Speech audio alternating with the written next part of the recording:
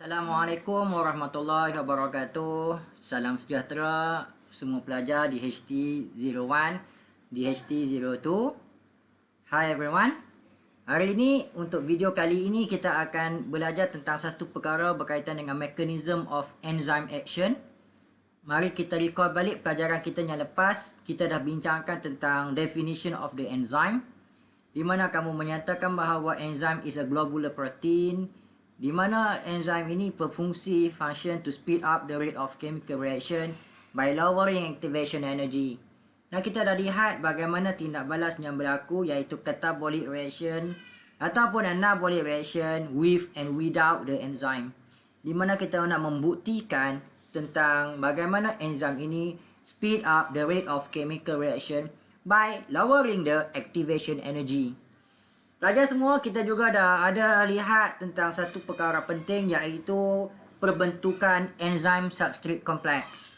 Semasa enzim substrate complex terbentuk, itulah catalytic reaction ini berlaku, di mana enzim itu akan lowering the activation energy melalui pelbagai perkara, iaitu stress the substrate, bring the substrate in the proper orientation, break down the old bond, kemudian reform a new bond dalam pembentukan products. Jadi untuk pelajaran kita pada video kali ini, kita akan melihat tentang satu perkara yang sangat penting, iaitu the hypothesis yang digunakan for the mechanism of enzyme action.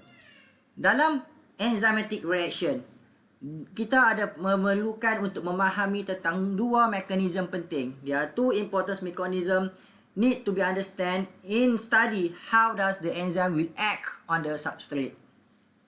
Yang pertama adalah apabila substrate dengan enzim ini adalah exactly complement one another. Ini kita panggil dia sebagai lock and key model. Dan yang kedua, apabila kita perhatikan mengenai substrate dan juga active site of the enzyme, they are not exactly complement one another. Dekat sini, enzim perlu change slightly to fit with the substrate. Ini kita panggil dia sebagai induced fit model. So, ada dua model yang penting. Baik, dalam lock and key model pelajar, dalam lock and key model, ini adalah satu hipotesis yang menyatakan tentang substrate. Highlight perkataan substrate. They are fit accurately into the active site. So, ini satu perkara yang sangat penting untuk kita nyatakan. Substrate fit accurately into the active site of the enzyme. Ataupun kita tak panggil perkataan fit accurately into the active site. Kita menyatakan, kita suggest bahawa substrate is exactly complementary to the active site of the enzyme. So, perkataan exactly complement ataupun substrate fit accurately ni ada satu perkataan yang tak boleh digantikan dengan mana-mana terminologi lagi. Tolong gunakan perkataan ini sekiranya kamu sedang menghuraikan soalan tanya kamu tentang explain briefly about lock and key model. So, apakah itu key? Key is a substrate, and what is lock? Lock adalah enzyme. So, enzyme substrate complex, di mana substrate fit accurately into the active site of the enzyme, ataupun substrate is exactly complement to the active site of the enzyme. So, saya tak nak perkataan lain digantikan. Mesti ada guna perkataan complementary ataupun guna perkataan fit. Ya, mesti jelas dengan dua perkataan ini. Ini adalah satu ayat penting sekiranya kamu nak study satu soalan bersifat essay. Dalam menyatakan ataupun explain the mechanism of the lock and key model. Yang pertama sekali dalam menerangkan tentang lock and key model ini, kamu kena nyatakan enzyme is come into contact with the substrate. That's the first one. Letak numbering. Enzyme comes into contact with the substrate. Apabila enzyme tu come to contact with the substrate, apa yang berlaku? Kita perhatikan, kita kena fikir macam ini. Iaitu substrate bind to the active site of the enzyme. Ini nombor dua. Substrate tu akan bind to the active site of the enzyme. Yang ketiga, apabila substrate bind to the active site of the enzyme, maka terbentuklah kompleks yang kita nyatakan sebelum ini, iaitu enzyme substrate complex is formed. Apabila terbentuk saja enzyme substrate complex ini, maka enzyme carry out the catalytic reaction. Enzyme ini menjalankan catalytic reaction by speed up the rate of chemical reaction, lowering the activation energy. Semasa waktu itu, the bond in the substrate is weakened, dilemahkan. Activation energy lowered, and the new bond is formed. Maka, the product are released from the enzyme. So, dia ada ikut urutan dia dekat sini. Dan enzyme ini is not altered at the end of the reaction. So, itu adalah lock and key model. Semasa lock and key model ini, kita kena faham yang pertama iaitu apabila the substrate bind to the active site of the enzyme, tambahkan dekat bawah ini, substrate is exactly complement to the active site of the enzyme. Ya, kena faham keadaannya macam itu ya. Okay, good. Yang kedua, model yang kedua adalah proposed by the Amy Fisher. Ini adalah model yang kedua ni, induced fit model ni, proposed by the Daniel Koshland. Satu saintis yang lain ya. Dia berlawanan konsep dengan lock and key model. Induced fit model ni menyatakan active site of the enzyme is flexible. They are not exactly complement to the substrate. Kalau bagi model lock and key model tadi, active site of the enzyme is rigid.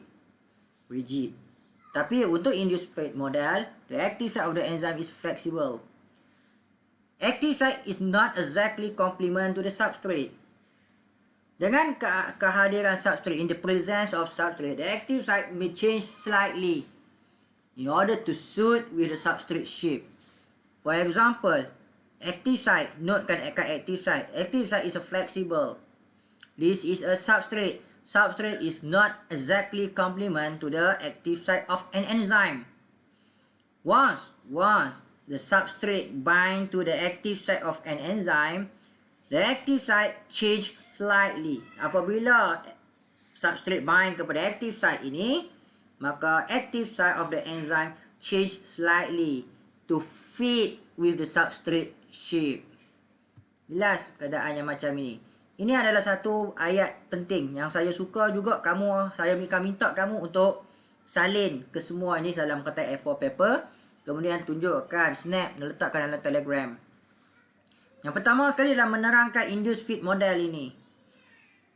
The active site is not exactly complement to the shape of the substrate. So, kamu tengok active site ni, notekan, they are flexible. The active site is not exactly complement to the shape of the substrate. Tak sama bentuk dia.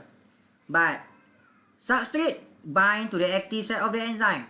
Namun, apabila substrate bind to the active site of the enzyme, the active site of the enzyme will change slightly. Change slightly to fit with the substrate. Kita tengok enzyme bind to the active site of the enzyme to form enzyme substrate complex. The binding induce slight change of the active site. So the binding induce slight change of the active site. Berbeza dengan lock and key. Notekan dekat sini, differ with lock and key. Dalam lock and key, the active site is rigid, tak boleh berubah bentuk. Apabila active site ini berubah bentuk, it allow the substrate fit to the active site of the enzyme precisely. Sekali lagi, perkataan fit ni wajib kita guna. The active site become fully complement to the substrate. Kalau tadi kita guna perkataan exactly complement, sekarang kita guna perkataan fully complement to the substrate. Bayangkan this is active site, this is the substrate. Substrate bind to the active site of an enzyme to form enzyme substrate complex. Dekat sini, the active site change slightly. Substrate fit to the active site of the enzyme precisely. So, the active site is fully complement to the substrate. Nampak tak kita terangkan macam tu? Barulah enzyme substrate complex tu boleh carry out the catalytic function. Benda yang sama, the bond in the substrate weaken, the activation energy become low, and the new bond are formed. Jadi, the substrate convert into the products. The product are released from the enzyme. Yang ni ayat penting ni. The active site of the enzyme change back to their original conformation the enzyme reused for the next reaction. Jelas? Ini adalah langkah-langkah dia. Ya, nyatakan yang pertama, active site ni is not exactly complement to the shape of the substrate. Kemudian datanglah substrate bind to the active site.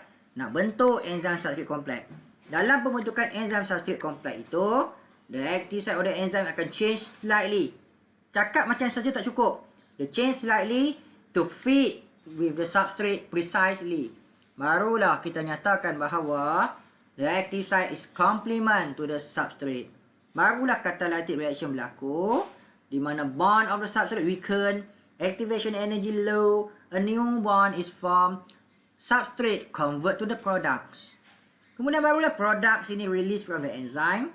Nah, nyatakan kembali, the active site of the enzyme return back to their original conformation. Perkataan conformation ni kita guna sebab kita merujuk pada protein.